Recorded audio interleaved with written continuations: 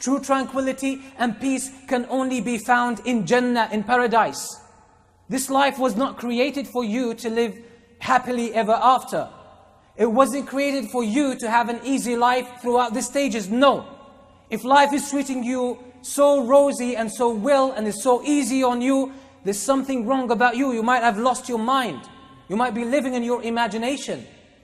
Because life is going to be hard. And it's not going to be hard all the way. There are ups and downs. And this is how life works. And Allah subhanahu wa ta'ala says, وَتِلْكَ الْأَيَّامُ نُدَاوِلُهَا بَيْنَ النَّاسِ. And these are the days that we alternate between people. So Allah is going to alternate. Your life is going to be times of ease and times of hardship. So in order to handle this fluctuating nature of life, you need a lot of patience. Patience so when good things come to you, you don't transgress. You don't oppress others. You don't take advantage to the negligence of other rights. And when life treats you harsh, you do not lose hope. You do not fall in despair. You do not lose hope in Allah's mercy. You do not complain about Allah. Al-Fudayl ibn Iyad said, whoever goes through a hardship, and he complains and he's not patient, then he is accusing Allah in His wisdom. He's accusing Allah's wisdom, that Allah doesn't have wisdom. Like this. So be ready for this life. What's the big deal? And the good news is we can always transcend the immediate reality. We experience it. We experience everything in it. If it's ease, we enjoy that ease. As the Prophet ﷺ says, إِنَّ اللَّهَ يُحِبُّ أَنْ يَرَى أَثَرَ نِعْمَتِهِ عَلَى عَبْدِهِ. That Allah loves to see the signs of His blessings upon His servant. Allah loves it when He gives you money, that there are signs of wealth on you. But not to be extravagant, not to start showing off. But if Allah has given you a life of ease in terms financially, Allah wants to see the signs of that on you. So you enjoy this ease and you benefit from it and you use it in a good cause. And when Allah subhanahu wa ta'ala tries you with hardship, you also go through the pain and you experience it and you acknowledge it. And you know that it's okay for me to feel sad. It's okay for me to go through the pain, to experience it, to be frustrated. But not to lose hope with Allah. Still my heart is connected to Allah and I know that Allah brings a good day and a bad day. And this is a test for me to deal with. This is how we can survive through this life. So in relationships, you will need a lot of patience. You will need your son or your daughter will misbehave. They will sometimes commit grave mistakes. Sometimes there might be, as teenagers, some really serious mistakes. But you have to be patient and not lose hope. Never even give up on them. You might have harsh parents. You might have been traumatized as a child. And it's been having an impact on you. That's the nature of this life. That's your trial. Why not survive it? Why not take it as a stairway to Allah? Why not use it as an opportunity for you to grow and transcend and become a better person? Become more resilient for the sake of Allah subhanahu wa ta'ala. So this is another aspect of as-sabr, which is in relationships. Another part of patience that we need is in our endeavors. A lot of people give up so early, too early on their dreams and on their projects. You start a business, you start a profession, you start working in a job, once you face the first few obstacles, you start giving up on your goals. Playing victim, saying the system is against me, or I don't have enough finances, I've tried this, I invest all my savings in this project and it failed. Start again, get back on your feet, start again. That's part of as-sabr. Consistency, resilience. That you face life as a man. You don't give up. Life is going to knock you down. It will punch you and it will beat you and it will put you to the ground. But you know that's never the end. Allah created this life and this is its nature. لَقَدْ خَلَقْنَا الْإِنسَانَ فِي كَبَدٍ. We've created man to toil, to work hard and suffer and struggle in this life. But the struggle is external. Never take it to heart. Never take a defeat. Never take a setback into heart. You will fall. You will fall often and often, hundreds of times before you make it for the first time. And all of these failures are steps leading you into your success. That's part of patience. That's part of sabr that we don't seem to explore and benefit from. So how can we develop patience in our lives? It's a very simple way. When you wake up in the morning, every day, this week, from today until next Friday, all you need to do is when you wake up in the morning, just make a covenant, an agreement between you and Allah. Oh Allah, today I will look out for opportunities to be patient. I will look out for opportunities to be patient. Your wife, your husband is not feeling well today, they're not speaking to you well, they come across offensive, be ready for that. Say, okay, that's my opportunity. That's an opportunity for me to be patient. Your child misbehaves and he gets at your nerves or she gets at your nerves. Say, okay, this is an opportunity for me. So instead of you picking on them, punishing them, telling them off, or blaming them, say, this is an opportunity for me. I will explore this aspect of me that I've neglected for so long. I will be patient today for the sake of Allah. Oh Allah, help me be patient with this. So that's an opportunity. Exercise patience. You're driving in the street, someone cuts you up, pushes in front of you. A word of swearing wants to come out of your mouth. Say, I'll hold it back. For the sake of Allah, I'll be patient. I'll let it go. I'll forget it. For you, oh Allah. So look out throughout the day for opportunities to be patient. Your colleague, your boss, anyone gets at your nerves. Make it a point throughout this week to be patient and bring about patience from your heart. That I'm going to be a patient person. I will explore this new aspect of myself that Allah has given me and He wants me to hold on to it. I will explore it this week and I will look out for opportunities to be patient.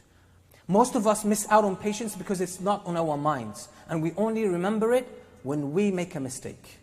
Only when we mistreat the other person and we lose our temper.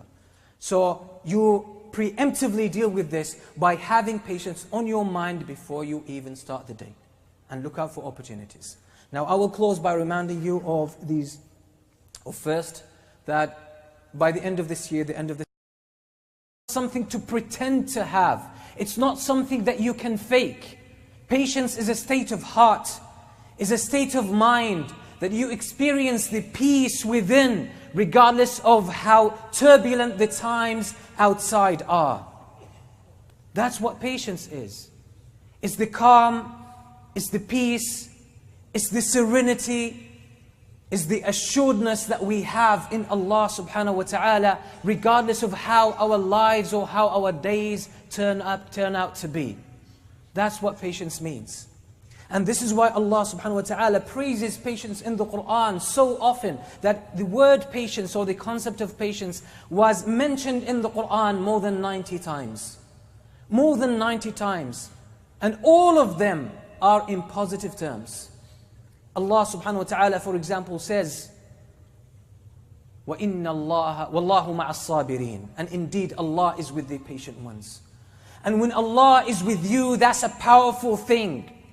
It's not just a theory. It's not just a claim. It is something that has an impact on your experience, on your life, on your state. It has an impact on what you're going through. Allah is with you, and when Allah is with you, it doesn't matter who is against you. Because Allah is with you. And when Allah is with you, everything will turn out to be in your own favor. Everything will turn out to be a gift from Allah subhanahu wa ta'ala. But you have to hold on to patience, and that's the condition.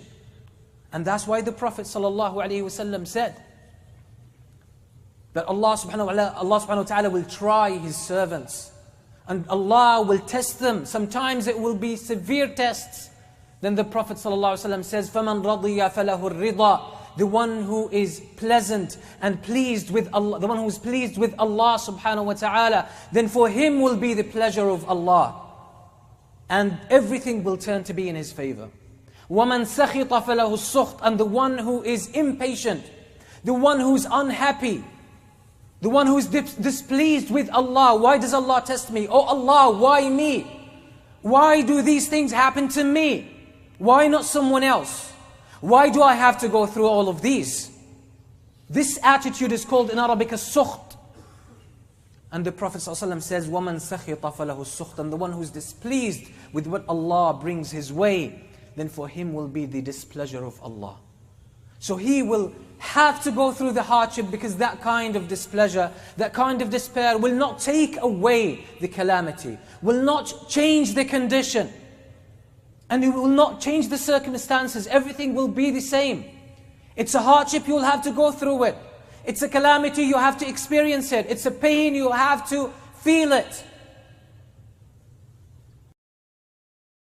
Allah Ta'ala concludes this verse by saying, وَبَشِّرِ الصَّابِرِينَ, and give the glad tidings to as-sabirin, the ones that are patient, the ones who manage to develop the trait of patience and the practice of patience within themselves. وَبَشِّرِ الصَّابِرِينَ الَّذِينَ إِذَا أَصَابَتْهُمْ مُصِيبَةٌ. They are the ones Allah describes and reveals who are as-sabirin. He says, الَّذِينَ إِذَا أَصَابَتْهُمْ مُصِيبَةٌ. They are the ones that when they are tried and hit with hardship, calamity and tribulation, any of the tribulations that we just mentioned in the previous verse, the response is, قَالُوا إِنَّا لِلَّهِ وَإِنَّا إِلَيْهِ رَاجِعُونَ. They say when they are tested, when they are tried, when they are challenged, when they are troubled, when they face all of these adverse circumstances and times of tribulation, all they say, Inna lillah, we belong to Allah. We belong to Allah. Wa inna ilayhi raji'un, and we shall return unto Him. We are returning to Allah subhanahu wa ta'ala, because we know if we can't change the condition that Allah subhanahu wa ta'ala wanted things to be so. So what we do, we embrace them. We see the deeper side of what is happening. We realize Allah wants good for us, even though we can't see it at the moment. And you can just reflect on your past life.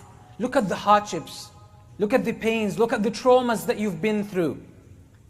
10 years ago, 20 years ago, 30 years ago. Contemplate upon them. Now you're not suffering from them at all. They became memories. And if you reflect deeply, you would see that these things have come about in your life and brought about gifts with them. You've grown after the calamity. You've learned something about yourself. You've learned something about Allah. You became closer to Allah. You developed a higher level of resilience and patience and maturity as a human being. It revealed to you who are the true ones to you and who are your fake friends. Every calamity holds in its own womb the seed of a greater opportunity, of a greater blessing from Allah subhanahu wa ta'ala. And that's what Allah subhanahu wa ta'ala says, فَإِنَّ مَعَ الْعُسْرِ يُسْرًا. إِنَّ مَعَ الْعُسْرِ يُسْرًا. Indeed, with every hardship, with every calamity, there is ease. Indeed, again, Allah subhanahu wa ta'ala repeats emphatically, says the statement again, with every ease. In relationships, you will be tried by your spouse. There's no perfect wife on this earth. There's no perfect husband. There's no perfect parent. There's no perfect child. There's no perfect friend. There's no perfect imam. There's no perfect layman. There's no perfect man or woman. We're all human beings. We have our faults. We have our mistakes. We have our transgressions. So if you are not patient, if you want the perfect wife, you're setting yourself up for a lot of hardship and emotional pain. If you expect your husband to be the best man in the world, to be the best ever, to treat you like the best kind of treatment, then you're fooling yourself. Because this life is not designed for this, and it will never be like this. So be ready for this life. What's the big deal? And the good news is we can always transcend the immediate reality. We experience it. We experience everything in it. If it's ease, we enjoy that ease. As the Prophet ﷺ says, إِنَّ اللَّهَ يُحِبُّ أَنْ يَرَى أَثَرَ نِعْمَتِهِ عَلَى عَبْدِهِ. That Allah loves to see the signs of His blessings upon His servant. Allah loves it when He gives you money, that there are signs of wealth on you. But not to be extravagant, not to start showing off. But if Allah has given you a life of ease in terms financially, Allah wants to see the signs of that on you. So you enjoy this ease and you benefit from it and you use it in a good cause.